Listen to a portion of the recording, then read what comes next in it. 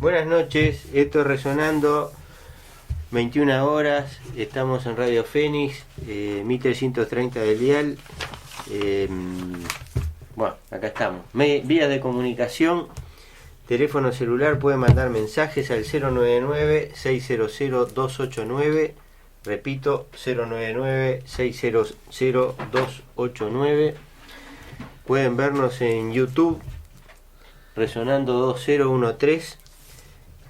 Ahí encuentran los programas. Este lo vamos a subir, y Pablo lo va a subir entre mañana y pasado.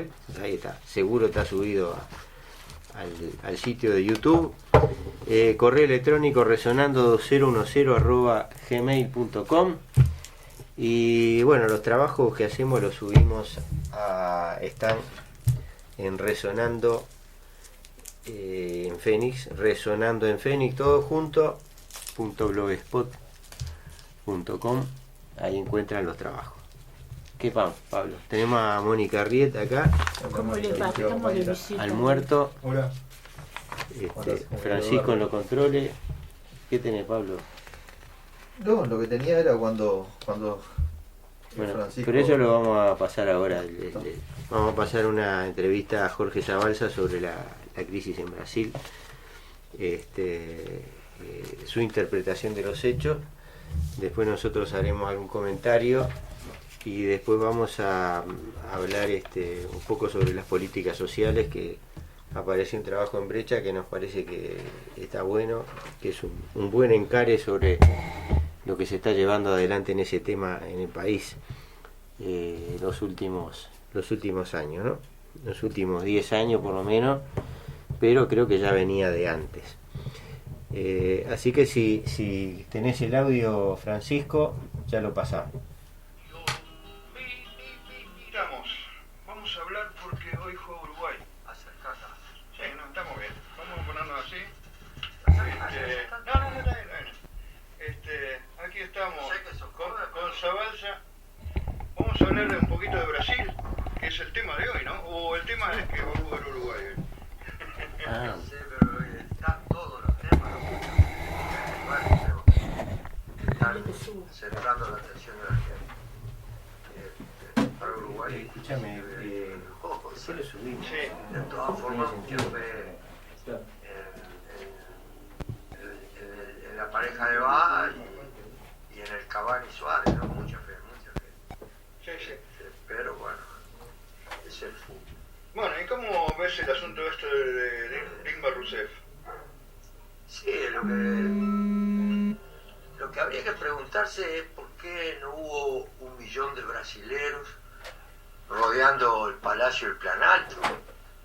Yo creo que si hubiera habido un campamento multitudinario, si las organizaciones sociales brasileras, la CUT, el MST, los movimientos quilombolas, de la moradía, los movimientos de atingidos das barragens, si todos esos movimientos sociales, los feministas, los que hicieron las movilizaciones en el 2013 antes del Mundial de Fútbol, si todos esos movimientos sociales hubieran logrado llevar, o que la gente les hubiera pedido, llévennos a Brasilia, vamos a hacer una marcha sobre Brasilia.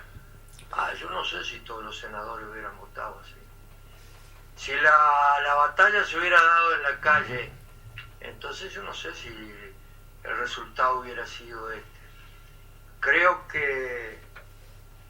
Un poco se la regalaron entonces. Yo creo que lo que ocurre es que cuando necesitaron de la gente no estaba. Entonces lo que tiene que preguntarse el PT es por qué se rompió aquel vínculo que tenía con los movimientos sociales y con el pueblo brasileño.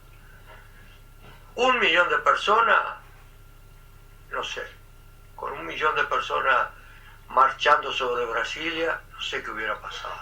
Hubiera sido muy distinto y le hubiera dado otro tono. De repente la destituían también a Dilma, pero la cosa hubiera tenido otro tono.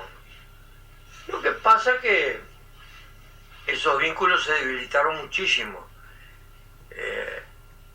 Es como dice Frei Beto, ¿no? Se crearon consumidores en Brasil. Todas las políticas sociales tendieron a que cada cual tuviera su celular, su televisión digital, tuviera sus comodidades y no se acostumbraba a consumir, ¿no? Y no crearon ciudadanos, no crearon gente capaz de comprender políticamente. Hay un problema que es central para todos los partidos progresistas de América Latina, es que han tomado al ser humano como futuro consumidor. Entonces hagamos política de asistencialismo social que lo convertimos en consumidor. Después, cuando esos gobiernos precisan ciudadanos o militantes que comprendan la situación política y salgan a defenderlo, no están, porque crearon consumidores y crearon clientes políticos. En lugar de formarlos políticamente, los formaron para ir a los supermercados y al shopping. Entonces que no se quejen. Bueno, ¿y qué opinás de la posición de Uruguay en este momento, la posición institucional de Uruguay? No, yo creo que a mí me importan las cuestiones de fondo. La postura de Uruguay va a ser, sin lugar a dudas, terminar apoyando a Temer. Van a cabrestear un poco, a sacudir la cabeza, a tirar un par de patadas y después van a terminar apoyando a Temer, porque el programa de Temer, en primer lugar porque la batalla política se dio institucionalmente, es decir, se dio como la quiere dar Tabaré Vázquez, se dio en el Parlamento, es decir, ahí fue donde entraron a dominar las élites políticas, y las élites son 71 multimillonarios brasileños, son los dueños del país. Sí. Entonces dominan ahí en el Parlamento. Por eso te digo lo de la calle, para mí es lo central de todo este problema. Para mí el problema de Uruguay es secundario. Sí, claro. Además, El problema central es lo lo que ocurrió ahí, que además es lo que está ocurriendo en toda América Latina. Sí. Es que los partidos progresistas que ascendieron, subidos en una marea popular, perdieron los vínculos con esa marea popular. Es ese el fenómeno. Y le están dejando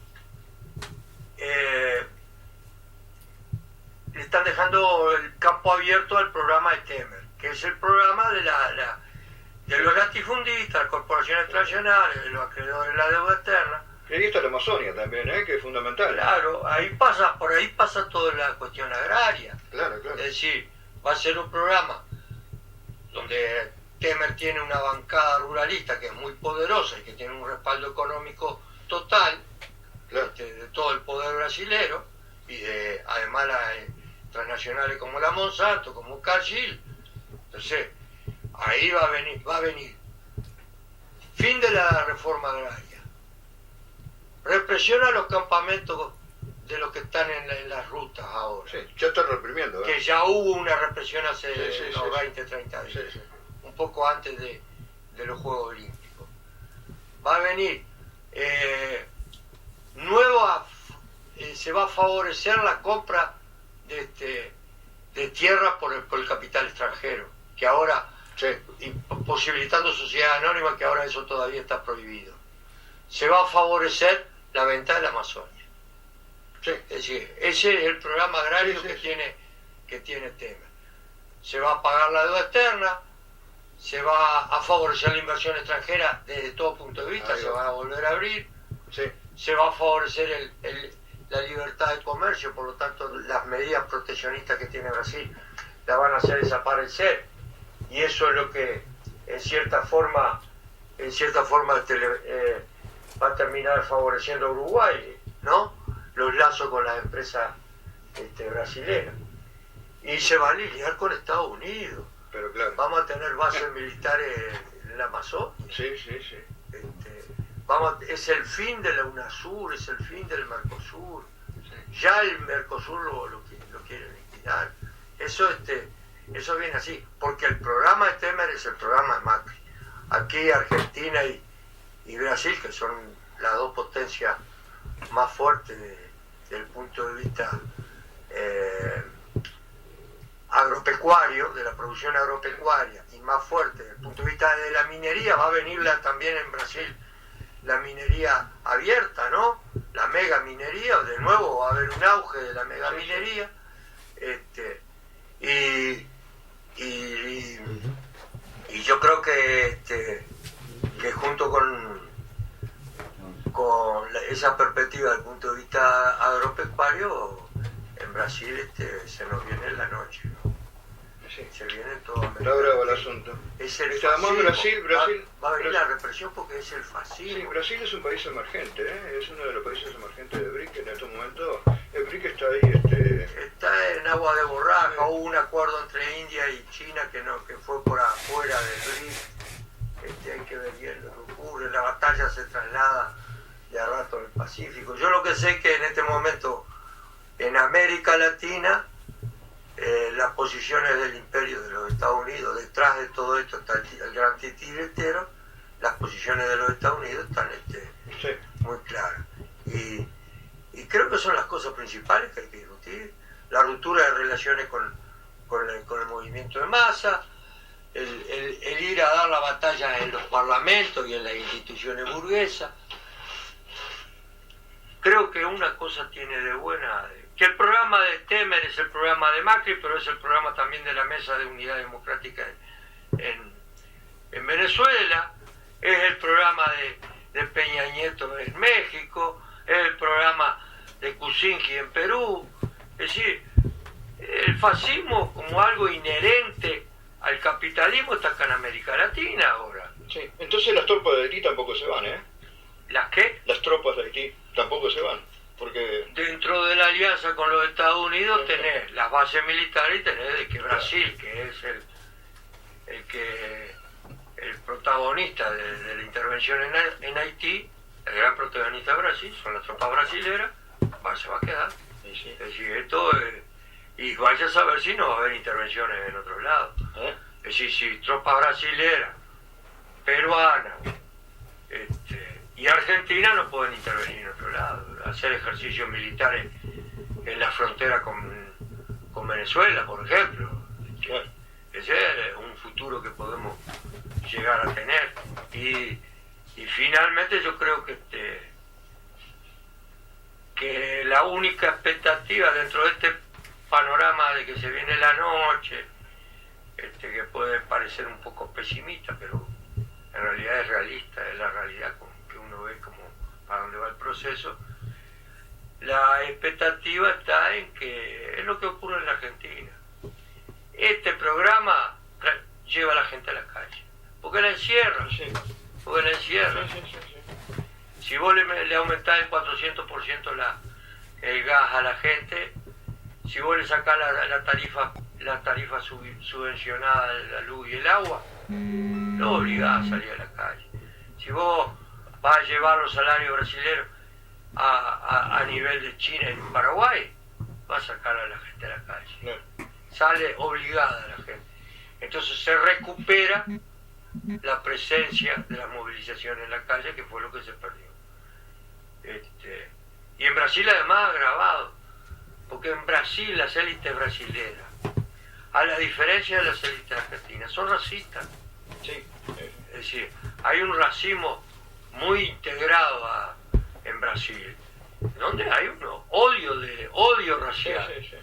Odian a los negros, odian a los afrodescendientes brasileros, odian a ese pueblo que no puede ir a los grandes partidos de fútbol porque no les da para atenderlo. Odian al millón de personas que viven en la favela, las odian. Son una vergüenza para un Brasil próspero, de orden y progreso, son una vergüenza, entonces lo odian a las mujeres. Es decir, las élites brasileras son las más reaccionarias de América Latina. Es una oligarquía realmente muy poderosa, justamente porque tienen un continente prácticamente para explotar, ¿no? No, pero son racistas igual. Y están a nivel mundial. Están en el Forbes, en la lista del Forbes. Están yendo ahí con los que a vos te gusta, como es los Illuminati. Están en la crema, están en la crema de la crema. Y bueno, yo creo que eso es lo que expresa la institución de Dilma, ¿no? Hay un expresidente uruguayo que dijo, bueno, esto se veía venir, sí, pero se veía venir porque estaban ocurriendo las mismas cosas que le está ocurriendo al Frente Amplio acá en el Uruguay, eso sí. en relación con el movimiento de masas. Cuando veas las barbas del vecino arder, Pon las tuyas en remojo. Pero además, si acá la cosa no es tan urgente, es porque eso que nosotros dijimos de favorecer la contrarreforma agraria se está dando en el Uruguay, claro, con un gobierno progresista. Porque eso de que dijimos abrir las puertas al capital extranjero, se está dando en el Uruguay, favorecerlo con zonas francas, con exoneración impositiva, con facilidades para comprar tierra. Se está dando en el Uruguay con un gobierno progresista. Entonces, Tabaré Vázquez hizo lo que no pudo hacer Lula ni Dilma, que fue adelantarse todavía un poco más y llevar adelante el programa de las élites, sí, llevarlo con un partido progresista. Y es lo que está haciendo Tabaré Vázquez, participando además en la ruptura de los organismos latinoamericanos que gracias a Hugo Chávez hoy existe, participando en la ruptura de UNASUR, la ruptura del Mercosur, la ruptura de todas las organizaciones que a nivel latinoamericano se opusieron a los Estados Unidos.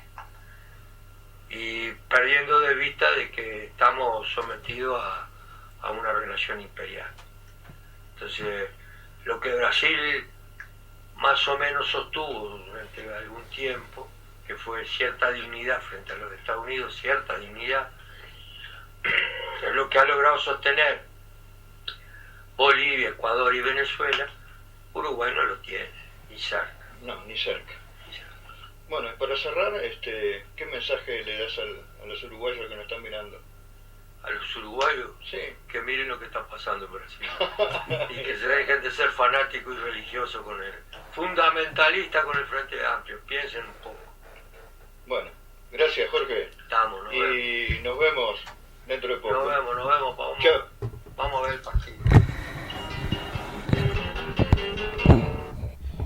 Bueno, hasta aquí las reflexiones del Tambero, que yo agregaría algunas cosas, ¿no?, que me parece que él no mencionó y que son importantes, ¿no? O sea, su primera pregunta para mí es fundamental, ¿no? ¿Por qué no había 1 millón de personas rodando el plan alto? Y yo creo que hay que analizar cómo se dio, ¿no?, el proceso de Lula y del PT en Brasil y obviamente después de Dilma, ¿no? O sea, y tiene muchos puntos en contacto con lo que pasó en Uruguay, con lo que pasó en Argentina, con lo que pasó en Venezuela, con lo que pasó, ¿no? O sea, un periodo de auge económico, no digo que sean todos lo mismo, ¿verdad? Pero hay algo que es común, ¿no?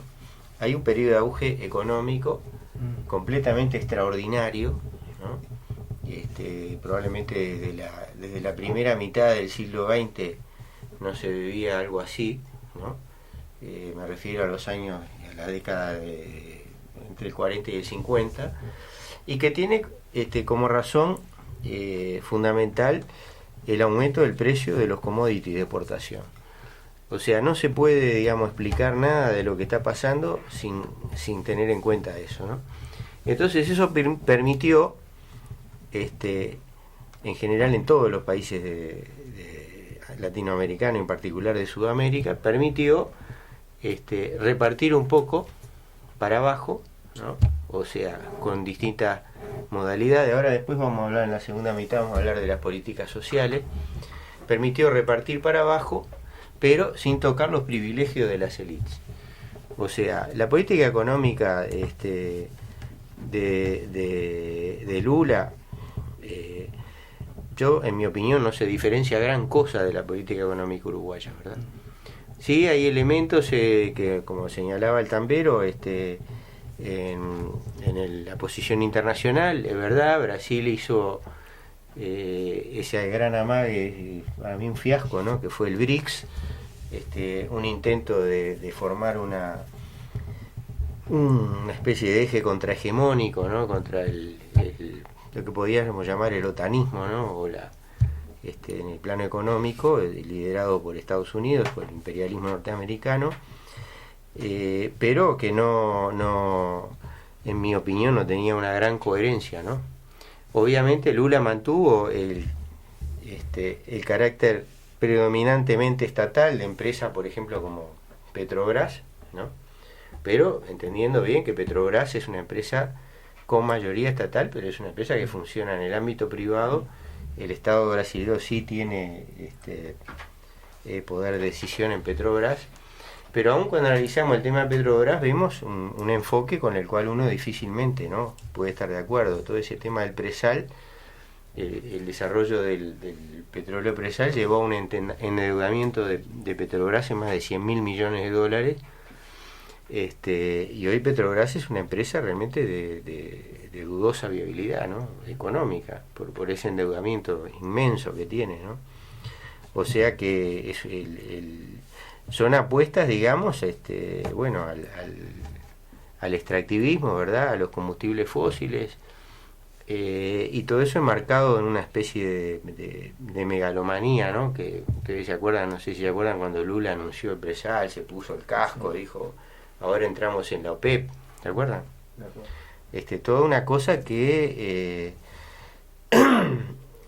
va, digamos, de acuerdo con ese nacionalismo brasilero que todos nosotros conocemos bien, pero que no sé si tiene mucho que ver con los intereses más profundos del pueblo brasileño, ¿no? Y es obvio, yo digo, bueno, no se molestaron en organizar al pueblo. Yo creo que es contradictorio, no podían organizar al pueblo, porque vos no podés organizar al pueblo para llevar adelante políticas eminentemente antipopulares, ¿no? Más allá de la distribución